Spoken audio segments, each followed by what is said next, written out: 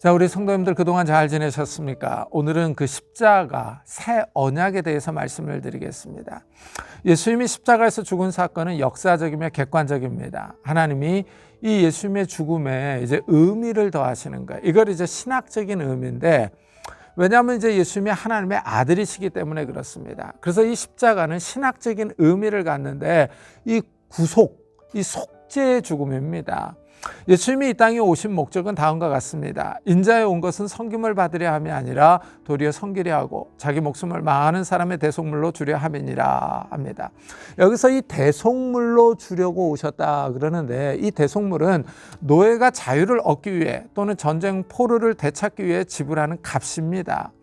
예수님이 그의 생명을 죄에 매여 죽을 수밖에 없는 많은 사람을 해방시키기 위해 값으로, 속전으로 지불하신 거예요. 이 많은 사람의 대속물은 많은 사람을 대신하여, 많은 사람을 위하여, 이런 뜻입니다. 이래서 예수님의 죽음은 대속적인 의미를 갖습니다. 예수 그리스도는 우리 죄를 위하여 죽으셨습니다. 예수님은 우리를 위하여 대신 죽은 겁니다. 예수님의 죽음이 대속적이라는 사상은 다음 구절에서 잘 나타납니다. 우리가 아직 죄인 되었을 때 그리스도께서 우리를 위하여 죽으심으로 하나님께서 우리에 대한 자기의 사랑을 확증하셨느니라 하십니다. 또 그리스도께서 우리를 위하여 저주를 받은 바 되사 율법의 저주에서 우리를 속량하셨으니 기록된 바 나무에 달린 자마다 저주 아래에 있는 자라 하였음이라 하십니다. 예수님이 그의 백성을 위하여 죽으셨어요. 선한 목자로서 양들을 위해 생명을 주신 겁니다. 그의 죽음은 강제적인 것이 아니라 자발적입니다. 이 십자가의 죽음은 새로운 언약이에요. 예수님은 이 죽음으로 하나님의 백성과 새 언약을 맺으십니다. 유월절 만찬에서 예수님이 제자들에게 포도주를 주시면서 언약의 피라고 하십니다.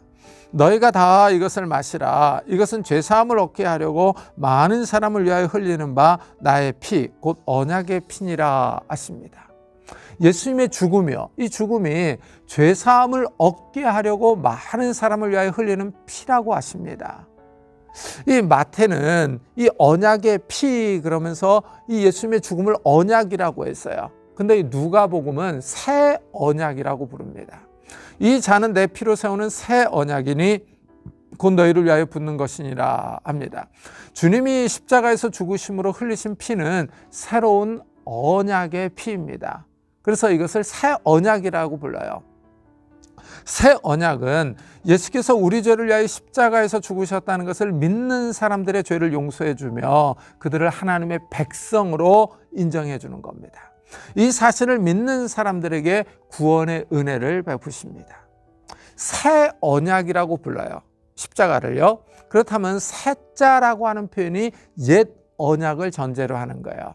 옛 언약은 출애굽기 24장에 나오는데 하나님이 이스라엘과 시내산에서 맺은 언약입니다. 모세가 이스라엘 백성들에게 하나님의 모든 말씀과 법을 말을 합니다. 그러니까 백성들이 그 말씀을 지키겠다고 동의를 해요. 이 백성들의 동의 후에 시내산 언약이 체결됩니다. 모세가 그 말씀들을 기록하고 산 아래에 단을 쌓고 12지파를 따라 12기둥을 세웁니다. 그리고 청년들이 번제와 화목제를 드려요. 이렇게 시내산 언약을 맺는데 여기서 중요한 거는 언약의 책을 백성 앞에서 읽습니다. 이 언약의 책이라는 것은 출애굽기 20장부터 23장을 의미해요. 그리고 백성은 그 말씀들을 이행하기로 동의를 합니다. 약속을 하는 거죠. 그리고 나서 이제 피를 뿌립니다. 이 피의 반은 단에 뿌리고 반은 백성에게 뿌려요. 이것을 언약의 피라고 부릅니다. 이 피를 뿌리는 것이 독특합니다. 왜냐하면 이 피를 뿌리는 의식은 구약의 다른 언약들, 노아 언약이라든가 아브라함 언약이라든가 레위 언약, 다윗 언약에서 발견되지 않습니다. 이 시내산 언약은 이 언약의 피를 뿌리는 행위로 인이 쳐진 거예요. 이 옛 언약은요, 여호와는 이스라엘의 하나님이 되고 이스라엘은 하나님의 백성이 되는 겁니다. 이스라엘이 하나님의 백성이 되기 위하여 언약을 지켜야 합니다. 이 언약이 이제 율법으로 주어진 거예요. 그래서 이 시내산 언약을 옛 언약이라고 부릅니다. 자, 이렇게 구약을 옛 언약이라고 그래요. 근데 예수님은 십자가의 죽음을 새 언약이라고 합니다. 근데 이 새 언약이 올 것을 예레미야가 이미 예언을 했어요. 그래서 예레미야 31장을 읽어보면요, 이 새 언약은 옛 언약과 같지 않을 것을 예언합니다. 옛 언약의 내용은 돌판, 이 십계명을 돌판에 기록을 해놨는데 이 새 언약은 사람의 마음에 기록할 것을 예언을 해요. 그리고 많은 사람이 여호와를 알 것이며 하나님이 인간의 죄를 사하시며 다시는 기억하지 않을 것이다 라고 예레미야가 예언을 했어요. 근데 이 예언이 예수님이 이 십자가에서 죽으심으로 성취가 되는 겁니다. 이 새 언약은 옛 언약과 대조를 이뤄요. 옛 언약은 짐승의 피를 근거로 하나님과 이스라엘 사이에 언약을 맺었습니다. 그러나 새 언약은 예수님의 피로 맺은 언약입니다. 이 죄를 지은 사람은 죄값을 치러야 해요. 그래서 구약에서는 죄를 지은 사람을 대신해서 짐승으로 속죄의 제사를 드립니다. 짐승이 죄를 지은 사람 대신 피를 흘려 죽은 겁니다. 그래서 레위기 17장 11절에 이 구절이 아주 유명하죠. 육체의 생명은 피에 있음이라 내가 이 피를 너희에게 주어 제단에 뿌려 너희의 생명을 위하여 속죄하게 하였나니 생명이 피에 있으므로 피가 죄를 속하느니라. 피가 죄를 속합니다.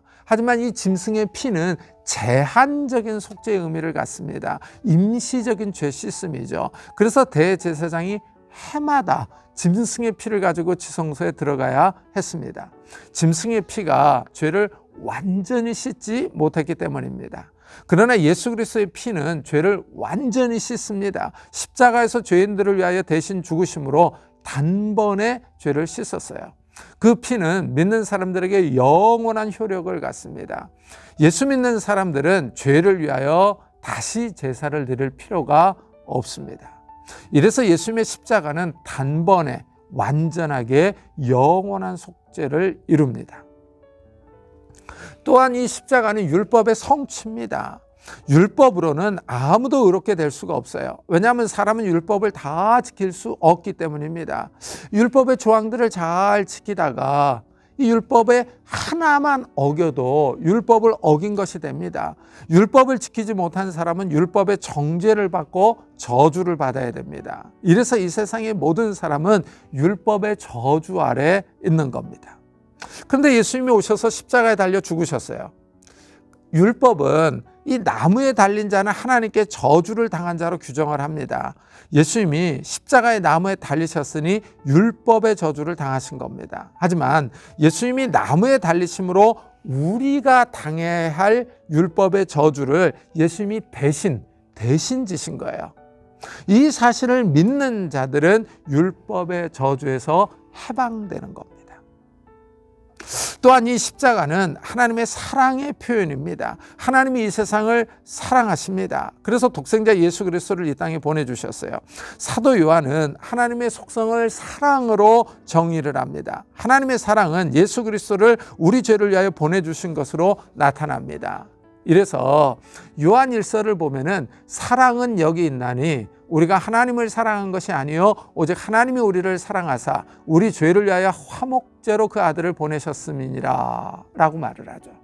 사도 바울 역시 이 십자가는 하나님의 사랑이 나타난 증거라고 말합니다. 우리가 아직 죄인 되었을 때 그리스도께서 우리를 위하여 죽으심으로 하나님께서 우리에 대한 자기의 사랑을 확증하셨느니라 합니다. 예수 그리스도의 이 십자가 사건이요, 이거는 역사 속에서 나타난 거며 공개적으로 이루어졌으며 객관적인 사건이에요. 여기에 하나님께서 이제 구속적인 의미, 속죄의 의미를 부여하는 사건입니다. 하나님의 아들 예수 그리스도께서 인간의 몸을 입고 인간 역사에 들어오셔서 하나님께서 택하신 백성들을 구원하기 위하여 십자가에서 돌아가셨기 때문입니다.